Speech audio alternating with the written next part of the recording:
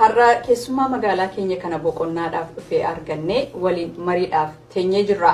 Keessummaan keenya kun siyaasa biyya keenyaa fi akkasumas siyaasa gaanfa Afrikaa keessatti yeroo gabaabaa keessatti nama beekamtii guddaa argateedha. Yeroo maqaan isaa dhahamu firriif alagaan akkatti hubatuu qaba. Egaa namni kun eenyu akka ta'e maqaa isaa osoo isiniif hin dhayin beektaniitu jedhee tan abdadha. Ogeessa siyaasaa fi aktivistii Jawhar Mohammed akkasumas abbaa Oromooti. Har'a bakka dhaloota isaarraa kaasnee waan keessa darbee fi haala siyaasa biyya keenyaa bal'inaan waliin mari'anna. Daawwattoota keenya egaa waliin turtanii akka obsaan dhaggeeffattan kanumaan isin affeera. Egaa Jawhar gara qophii keenya gara OBU'tti baga nagaan dhufte. Sinilleen baga nagaan eegdanii cabbii tana baaftanii yeroo esoon dhufe gaarii akkanaan arguu cabbii jalaan baaneef cabbiidhaan eegdanii yeroo baga wal agarre. Galatoomii.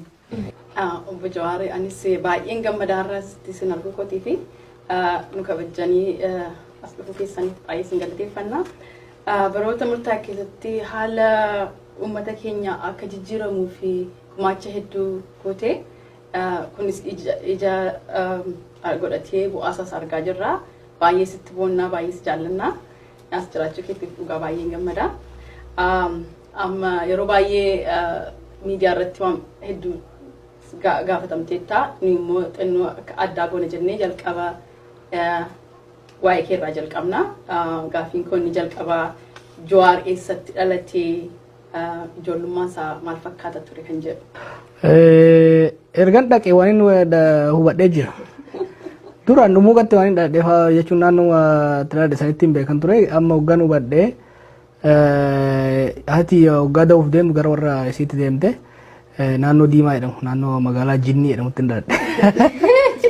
Kana dhaloonni kiyyaa achitti hin dhaladhe anaa guyyaa 15 gara gadii gara gololchaatti na buusanii achirratti guddadhe. So dhaloonni kiyya naannoo Arsii Bahaa gara daangaa irratti fi Harargee Lixaa daangaa irratti kan inni guddadhe. Garuu magaalaan lafti itti of baradhe lafti inni itti baradhes beekus magaalaan itti guddadhes Dummuugaa yeroo hunda Dummuugaan himadha.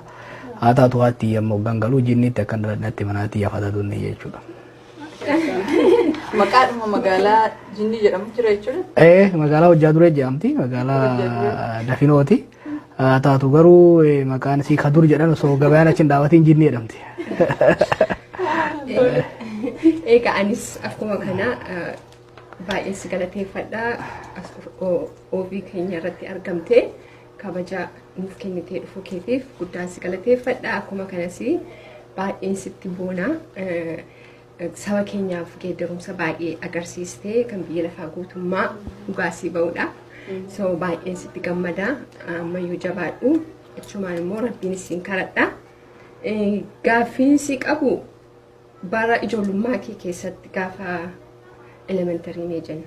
Iskoola keessa gaafa turte waan gochaa turte jira waan addaa maalti gochaa turte ijoollummaa keetti mana barumsaa keessatti akkam ture akkuma kana akka namni si dhaggeeffatee waan tokko jijjiiruu dandeesse kun ijoollummaa irraan sitti dhufeetu amma barumsaa keessa jirtu. Tingan ijoollummaa irraa raaf shumarran ture.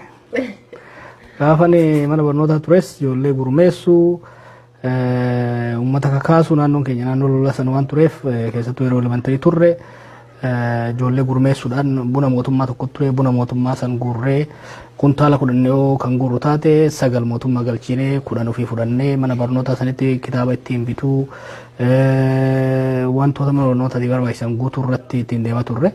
Itti hoggaan mana barnootaa eegalu kutaa 6 qabna turre. Dhibbuma nuti goone hanga kutaa 8 geessuu dandeenye.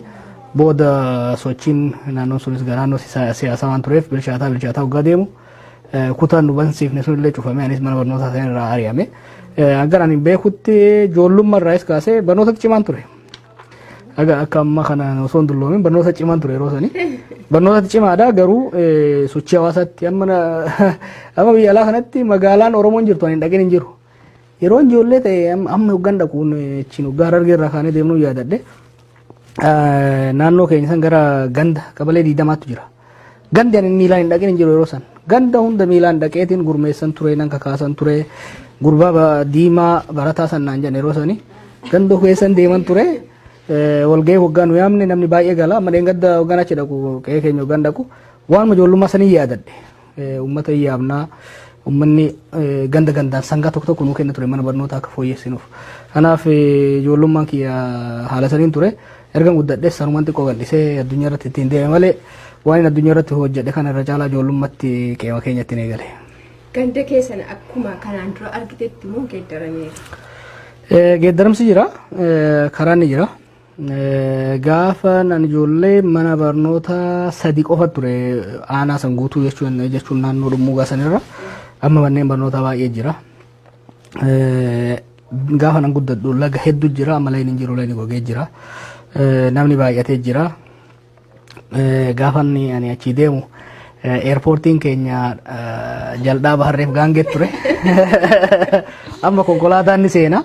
Otoobisiin na rifadhe otoobisii kan argu so jijjiirama baay'ee jira garuu uummanni immoo akkuma duritti murannoo qabaa onnee qabaa sabboonummaan isaa achuma wanni jijjiirame baay'een jira wanni jijjiiraman immoo haaluma sanii jechuudha.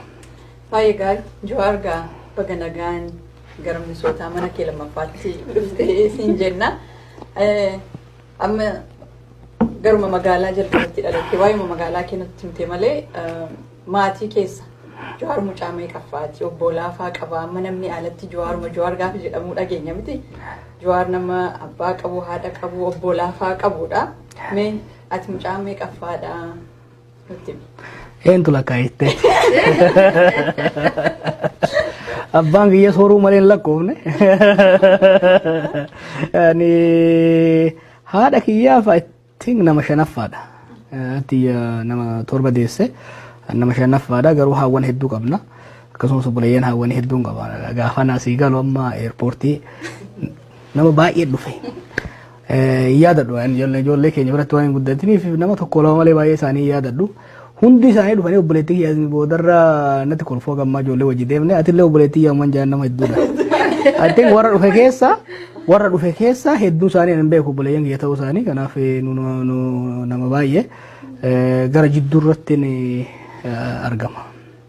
Baay'ee gaarii mee amma gaa daawwattoonni keenya Jawaar kuni ijoollummaarraa kaasee amma isa bakka amma ga'e kana waan keessa darbee qabamte akka isa argan barbaanna.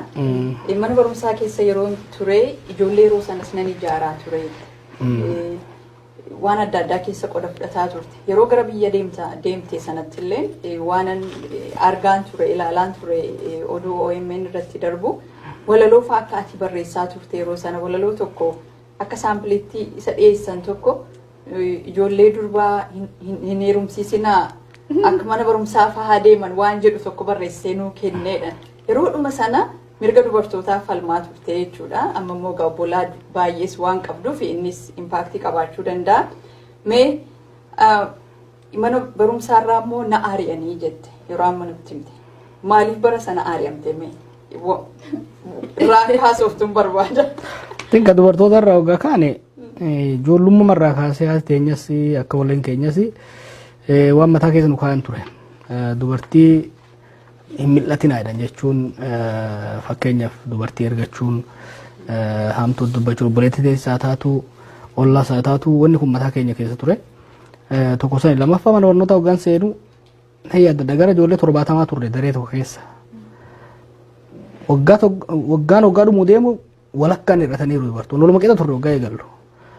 Waggaa kora kutaa 6-7 geenyu gara ijoollee 6-7tti gad deebi'an beektaa. Keenya garuu akkuma hir'inni drop outiin dhiirris drop outiin nama godha baadiyyaa waan ta'eef garuu kan dubartoota baay'ee guddaa ture. Ijoollee baay'ee nurra ciccimoo ta'an baay'ee bilchina qaban cinaan heerumuudhaan cinaan butiidhaan cinaan sababa adda addaatiin bu'aa turan sun baay'ee na addeessa ture ijoollummaa irraa yeroo sanarraa kanarraa kan dubartoota kan ka'e chumarraa eegaleetiin wanni mana keessaas hin jirti. Mana keessatti baay'ee wal lolan ijoolleen mana keessatti baay'ee cunqurfamee guddadhan cunqursaa dubartootatti jira. Sirna abbaa irree ijoolleen dubartoota narra gurguddoo namni nan tumin hin jiruan. Hundi isaanii amma hoggaan argu dhiigana tan feeta. Anillee afaan hin callisu contradiction ture mana keessa nan cunqurfama alatti immoo cunqursaa isaaniitti fanfalma ka dubartoota kana ture gaaffii lammataa maal ture?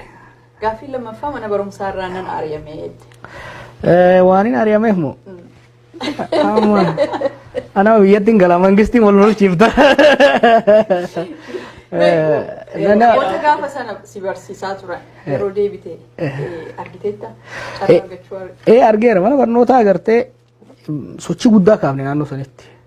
Naannoon sun sochii naannoo abaa'u ture naannoo Nadiin fa'aan Galaasaan fa'aan namni baay'een itti ture qabsaawwan gurguddaan keessaa ba'an waan turaniif nu hundi ilmaan abaa'u akka taane beeku abbootiin keenya abaa'u turan. Kanaaf gadoon hin jirti jechuun nuuf ofiitoo jiddu. Achirraa boodarra nullee cimaa waggaa deemnu xiqqoo dhiibuu isaan eegalle booda barsiisaa keenya tokko kan nu gurmeessu falatan. Saniin mormii guddaa kaafne achirraa akkuma jiru kutaa 8 cufanii anas ijoollee wajjin barannus inuma cufan kutaa 8 kompiliitli cufanii deemsanii ijoolleen baay'ee gara Harargeetti deemanii baratanii an gara Sallaatti dhufe. Walii galatti gaa haala saniin naannoo sanirraa ari'amee baay'ee jechuudha. Cunqursaa dubartootaa mana keessaa baay'ee si gargaara jechuun waan sin ajjeesni si jabeessaa jedhamti. Kanaafuu isaan mana keessatti isaan akkasii cunqursuu isaanii isin immoo baay'ee si jabeessee alatti si baasee. Erga jettan hin fudhanna. Sana booddee akkamittiin gara biyya alaa dhuftee kaayyoon kee gaafa sana maal ture yeroo biyyaa baatee? Nagadatuudha. Ani dhummugarraa akkan deeme Sallaatti kutaa 8 mana barnoota kaatolikiitti baradhe kutaa 9 achitti baradhe siyaasaa dhodhoofataa ture booda mul'annaan achillee ba'uun dirqama taate gara Adaamaa dhaqee kutaa 10 baradhe qabxii gaariin qaban ture san booda wal dorgommiin tokko dhufe wal dorgommii scholarshipiti barsiisan tokko ammallee dhaqee argeetin ture abarraa jedhaniini Directora inni wal dorgommiin sun dhufnaan guutummaan naan jedhan biyya alaan deemu jedhan yeroo san sabboonummaan beektaa katti waan hojjette ibidda sirraa qabanarraa qabata. Asumatti hin du'a malee hin ba'uun jedhan ture garuu giddumaan harkuma isaatiin guutee ergee ji'a tokko lama booda deebiin dhufee mana barnoota 300 wal dorgomsanii san keessa ijoollee 25 fuudhanii 25 kana Finfinneetti yaamanii interview godhanii interview hogganaa yaaman ammallee ni deemu harkuma isaatiin mallaqa sanatti kennee naqabee makiinarra yaabbachiisee ni erge haala saniin scholarship argadheen gara Singapore deeme Singaporetti rabshaa ittuman fuufe afaan Oromootiin baradhe achittis afaan Oromootiin baradhe barnoota biraatti dabalatee waggaa lama Singaporetti. Afaan Oromootiin barumsiin kennama ture jechuudha jechuudha. In kennamu sistemni nuti keessa turre suni akka preparatoriiti. Schoolii fi universitii jidduudha. Afaan tokko master godhuu qabda. Afaan tokkoon dandeettii olaanaa argamsiisuu danda'uudha qabda. Nu amma afaan Ingiliffaa afaan lammataa keenya waan ta'eef cimsuu hin dandeenyu ture. Kanaaf afaan dhalootaas cimsuu qabna jechuudha. Kanaaf ijoolleen biyya keenyarraa dhayitu na dura dhayite hundinuu afaan Amaaraa baratan turan. Ana waggaan dhaquu konseenjee gaafsan sabboonumaan xiitti. Nan didee jechuudha. Jennaan barsiisichi afaan Oromoo kun biyya keessanitti barsiifama jennaan anu kanaan baradhee dhufeen jeen akka yuunivarsiitti kennaman jedhanii waggaa safa yuunivarsiitiin Finfinnee fi Jimma fakkaatu waa eegalanii jiran. Kun 2003 akka Awurooppaatti 95 jechuu akka Itoophiyaatti jennaan egaa akkas taate rakkoon jiru kitaaba si arganii jedhee yuunivarsiitti xalayaa barreessee xalayaa waggaa barreessuu warri yuunivarsiitii nu afaan akkanaan dhageenye jedhanii afaan akkanaa tribal language barreeffamuun eegalle waan akkasii deebisanii fi morkan seene nan dhiisa malee barnoota kana nan gala malee qeettiin gala malee hin baradhu afaan biraatiin jedheeni achi kitaaba dhuunfaa kitaaba warra Asaffaa Dibaabaa fa'aa ka namoo daandii fa'aa barreessan hunda fichisiifadhee wal literature akkasitiin achi baradhe jechuu koors barnoota biraatiin dabalatatti achitti kan hin baradhe afaan Oromooti. Barnootaaf osoo hin ta'in morkaaf jechuudha. Gara USA as dhuftee jechuudha. Biyya kana barachaa turte. Gaafa mana barumsaa dhaqaa turte mana barumsaa sanatti maal gochaa turte akka Jawaaritti akka Oromoo tokkotti. Achi keessa immoo gaafa turte immoo akkamitti warra biyyaa wajjin wal quunnamaa turte. Anaaf Singapoor dildila Oromiyaa fi Ameerikaa jidduu turte. Singapoor taa'ee Oromiyaa gamasitti nan laala Ameerikaa gamatti nan laala. Yeroon sun yoo yaadattan 2002 yeroo qabsoon Oromoo rakkoo guddaa keessa turteedha. Amma tokko wachaatiin dhufe. Yeroon biyya kana dhufu Oromoon Ameerikaa hin jirti malee nama tokkollee personaaliin beekuun ture nama tokko.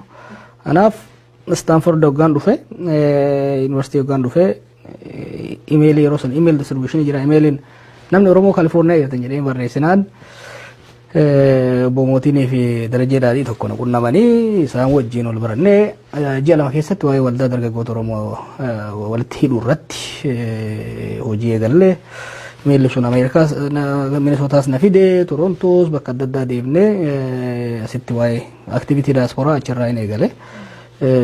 Ijoollee biyyaa wajjin walii qunnamna turre maaliif dursallee keessattuu Harargee Arsii Shawaa Bahaa Jaaruu irratti baay'ee hirmaachaan ture yeroo Adaamaa turetti. Kanaaf neetworkii cimaan qaban ture. Akka irraa kanatti gaa feesbuukiin cimaan turre haa taatu xalayaadhaan walii barreessuudhaan Singapoor yeroo ture nan yaadadha torbaanitti birrii 50 nu kennan turan $50 hookeemmanii. $40 bilbiluu dhumti. So neetworkii baay'een itti fufe connection yeroo san qabu baay'een itti fufe. Eegan as dhufeefis gaa intarneetiin babal'achaa waggaa eegalummoo daran bal'achaa turre. Stanforditti yeroo kiyya parsantii 30 barnoota irratti 70. Waan maqabsoota irratti barreessa irra caalaa jechuudha. Amma gaa atu kaastee waa'ee waldaa dargaggoo Oromoo idila addunyaa akka gaartiin yaadadha bara 2005 keessatti fakkaata yeroo jalqaba gara Minisootaatti dhuftee achi booddee immoo qabsoo nagaan gaggeessu isas yeroo jalqabaaf yeroo barumsa illee asitti kennaa turte. Amma dubatti deebitee yeroo yaaddu keessattuu waldaa dargaggoo idila addunyaan suni ijoollee baay'ee yeroo jalqabaati biyyoota adda addaa keessatti Minisootaatti akka dhufanii wal argan carraa bane. Sana dura waldaa dargaggoo Minisootaatti ture kan hundi keenya keessa turre. Inni sun garuu bal'isee ijoolleen Oromoo addunyaa irraa dhuftee konferansii guddaatu ta'e na yaadadha. Qabsoo sana booddee keessa dabartee sanaaf waldaan sun maal dhiisee darbee jettame bu'aan inni buuse kan biraa immoo akkamitti yaada qabsoo karaa nagaan gaggeessu akkamitti gara sanatti deemte sababni isaa qabsoon Oromoo qawweedhumaan kan jedhu ture kan hundi keenya keessatti guddanne jechuudha. Yeroo jalqabaaf egaa sirraan dhagee na yaadadha kilaasiyyuu kennaa turte kilaasii sanayyuu ma tokko attend godheera. Mee isa nu yaadachiisi. Waa'een waldaa dargaggoo bu'uura biraa qaba. Bu'uura lamarraa ka'a. Tokkoffaa akkuma siin jedhe guma elementarii jiru barattoota gurmeessuu irratti sochoosuu irratti mormii gochuu irratti abaa'oo keessa waan hin ture kan qubee afaan Oromoo maal waraan abaa'oo jalatti hin baradhe san booda mana barnootaa xiqqoo advaansiin ture jechuu ijoollee duran ture already wanga tokko advaansii hin godhe kanaaf ijoollee gurmeessuu irratti bilchiin siyaasaas xiqqoo wayyaa ture maaliif ijoollee dabballoota jala waan hin tureef ijoollummarraa eegale kun immoo booda gara haayiskuulii hoggaan dhufus amma asallee agar tokko dhokadheetin ture Adaamatti garuu baay'een ijoollee gurmeessaa ture baay'een gurmeessaa ture tokko sani waan dargaggeessa gurmeessu barbaachisummaan isaa irra caalatti Adaamaa fi Asallaatti kan naafifa ta'e yeroo Singaappoor deemu immoo daayimeenshinii biraati kunis sadarkaa addunyaatti keessattuu dargaggoota aadaa adda addaa qaban walitti fidanii qabsoo irratti waa'ee nageenya irratti akkamitti akka hojjetamu dargaggoota biyya Sri Lankaa fakkeenyaaf kan warra Taamiliif Sinaaliis walitti fidaan ture addunyaarra Yuurop deemee warra Yuurop keessatti yeroo sanitti amma tenshinii guddaa ture warra baqattootaatiif warra biyyaa jidduu isaan walitti fiduun akka leenjisu na erguu turanii Kaanadaan dhaqan ture so youth leadership hoggansa dargaggoota irratti exposure guddaan argadhe waan achi argadhe san Oromoo irratti fiduun barbaade garte kanaaf yeroo as dhufe akkuma as dhufeen jalqaba ji'a lama keessatti kan inni waa'ee kana push godhaa ture yaadatte gara August keessanii gara Ameerikaa dhufe Oktoobar keessatti xalayaa barreessee facaaseen gara dargaggoota Jaaruutitti yaadadhaa dameen Adamoon Arfaaseen hundi kontaaktuudhaan seenaan faan dhufanii leenjii duraa isaaniif kennine warra moona leenjise moo finne leenjifnesitti yaadadha mana Areera Arfaaseetitti kan leenjii duraa dargaggootaaf kennine wanni gaarii goone hojii gaarii eegalle jechuudha. Reorrent gochuu barbaachisaa ture maaliif yeroo sanitti wanni hundi dhaaba siyaasaa irratti waan hirkateef dhaabni siyaasaa hoggaa laamshoo hawaasa keenya laamsheessee ture. Kanaaf jaarmaalee hawaasaa civic society jalaa baasanii gurmeessuun barbaachisaa akka jedhu irraa kan waa'een dargaggootaa sun kan dhufe ittiin kamma Ameerikaa kaabaatti namni hedduun warra achi keessaa eebbifame jechuudha bu'aa buusaa jiru. Maaliif individual fi collective leadership irratti kan hojjechaa turre. Individual capabilities dandeettii nama dhuunfatii fi dandeettii waloo irratti kan leenjii kennaa turre yeroo sanitti keessattuu akkaataa garaagarummaa itti maaneej godhamu irratti hojjechaa turre. Waa'een qabsoo nagaa Stanford osoo hin jiruun kilaasii warra seenaa gurraachota biyya kana African American history hoggaan fudhadhu waa'ee qabsoo isaanii bara 1960mootaa hoggaan qoradhu waa'ee qabsoo nagaa kana arge jechuudha. San booda xiqqoo na harkise yeroo sana nama qawwee itti dhoosii nukilaara akkamitti argannaa malee taan hin beeku. Garuu US qabsoon akkasiin gufuu seente nan hubadha. Mala adda addaa yaada waan hin tureef waa'ee qabsoo nagaa qorachuutti seene. Yeroon kun overlap godha waan wayiitiin maaliif 2005 2006 2007 baay'ee waa'ee dargaggoota irratti baay'ee hojjechuu turre. 2007 rakkoon abaa'oo keessatti hoggaa dhufu hamileen uree ture jechuudha. Anilleen yoo yaadattan waa hunda dhiisee Oxford dhaqeen ture waa'ee siyaasaa Itoophiyaa kana jaarraa 14ffaarraa kaasee barachaan ture qorachaan ture yeroo gaafileen hedduun tarsiimoo irratti ilaalcha irratti gaafileen hedduun mataa kee keessatti uumaman turan. Yeroo akka haaraatti uumaa ture jechuudha. Kanaaf barsiisaa Claymore Carson jedhamu jira ka seenaa Martin Luther King barreessu King Institute jedhamu jira Stanforditti achitti regular barachuun eegale achumatti hin gale jechuudha. Osoo laaluun wanni tun hojjechuun ooltuutti inni ka'ee jechuudha. San booda gara biyya Hindiitti ergame biyya Hindiitti dhaqee hojii gaandii fa'aa bakka inni itti jiraate.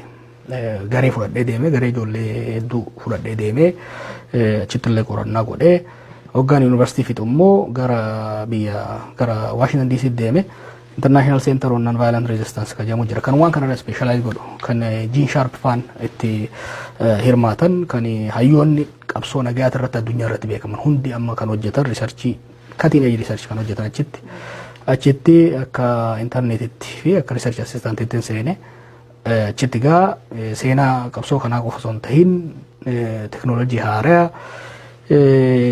xiinxala siyaasaa waa'ee qabsoo nagaa akkatti akka deemamutti hanga ciqimeetti itti seene jechuudha. Yoo yaadatte achi hoggaan bahee kitaaba raabsuun seene waa'ee Orange Revolution waa'ee Force More Powerful tarsiimoo qabsoo as dhufeellee barsiisuun eegalee namni hundi maal namichi kun nama san namni hundi qawwee waan jedhuuf namichi kun qabsoo ta'e bishaan naquuf deemalleen turte.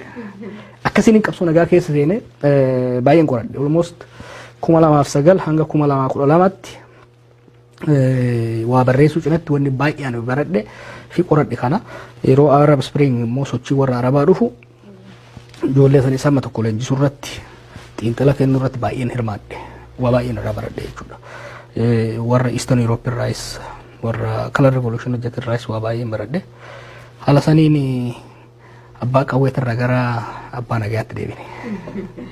Kun ogaa baay'ee successful ta'eera yaadni kee bara sana. Isa argaa jirra. Isa baay'ee malee anoo amma karaa akkas waa'ee kee dhaga'u amazing baay'ee namatti tola dhugaa. This is amazing. So akkamittiin immoo gara social mediaatti dhufte egaa social mediaan qabsoo Oromoof waa qaba jettee akkamittiin amante? Ani addunyaa irratti warra dura Facebook seene probably 5,000 hanga 10,000 keessaa warra duraati. Facebook achuma Stanford fuulduratti kan banamte waajjira xiqqoo takka turte. Waajjira isaanii xiqqoo takka turte. Akka itti eegaltellee ijoollee kolleejii walitti hidhuudhaaf. Eeguma eegalallee kolleejiilee yuunivarsiitiilee gurguddaa Ivy League ta'an kanneen akka Harvard, Yale, Princeton, Stanford kana walitti hidhuudhaan ijoollee achi keessa jirtu. So freshman classiin keenya Facebook 2014 eegalee 2004 eegalee 2005 Stanford dhaqee so warri dura itti seene warra garee keenyati jechuudha. Yeroo sangaa waan baay'ee fi miti waluma barachuudhaaf dargaggeessaaf dargaggeettii wal barbaaduudhaaf kanuma kanaaf hojjeta hojiirra oola ture. Facebookiin MySpace bakka bu'eeti kan dhufe yaadattan MySpace ture san dura. MySpace ture SMS maal meseejii tokko ture kanarraa gara Facebookitti dhufne. Dhaloonni keenya gaafa social media wajjin kan dhufe. Garuu qabsoo nagaa waggaa qorattuuf waggaa barattuuf leenjiftu communication strategies key. Communication strategy yeroo bal'aa fudhadhee kan irratti baradhe qabsoon tokko yoon himamin naareet yoon godhamin kophaa isaatiin bu'aan buusu. Kanaaf communication strategy baay'ee barachaa waan hin tureef yeroo sanitti traditional media irratti televizyinii irratti maal irratti media akkamitti manipulate goota ka jedhu barachaa turre. Social media immoo bahaa waan tureef gaafii ture hayyootuma waan kana baratan keessatti internetiin kunoo akkamitti dhiibbaa fida. Kan jedhu disruptive ture internetiin beeyte. Qabsoo keenya irratti internetiin miidhaa guddaas fide booda nu fayyade malee dura abaawoo hamma tokko kan diige internetidha jechuun dandeenya beeyta yoo yaadattani email networkiin suni paaltookiin kuni dismantle nu godhet Facebookiin immoo deebisee nu jaare. Kanaaf yeroo sanatti hayyoonni addunyaa dhimma qabsoo irratti dalagan dhimma miidiyaa irratti communication irratti hojjetan society hawaasa kana garamitti transform godha ka jedhu baay'ee gaafii guddaa ture. Ani immoo akka Oromoo tokkotti akka qorataa dargaggeessa tokkootis maali ka jedhu baay'ee qorachaan ture jechuudha. Kanaaf oduma Facebookii yoo hin gahin websaayitiilee ijoolleen teenya akka qixxeessoo faan hojjetan irratti mana bunaa maal irratti baay'ee barreessina turre. Paaltookii gaafaan dura eegalu nama 15 faatu keessa ta'a ture. Paaltookii irratti illee nugusan ture amma tokko. Baay'ee hojjetee walitti fidus diigurrattis irra caalaa diigurratti dura walitti nu fide dura nama addaan faca'e waan baay'ee haasa'aa turre booda addaan nu facaase. Diinnis giddu galaa akkuma si fakkaatee giddu galaa. Diinnis giddu galaa namnis walii fataa wal dorgomiin aangoo bololli kun hundi dhufee haalli immoo siyaasallee rakkoo qabaachaa ture yoo sanitti. Sanirraa paaltookii dhiyeessineet websaayitii banannee mana bunaa ka jedhu qixxeessoo faan bananii achirratti atakaaroo osoo goonu Facebookiin dhufnaan gara Facebookitti baqannee jechuudha. Osoo kana cinaatti gaamma engagement social media osoo jiru ani immoo barachaan ture akkamitti fayyadamna ka jedhu irratti baay'een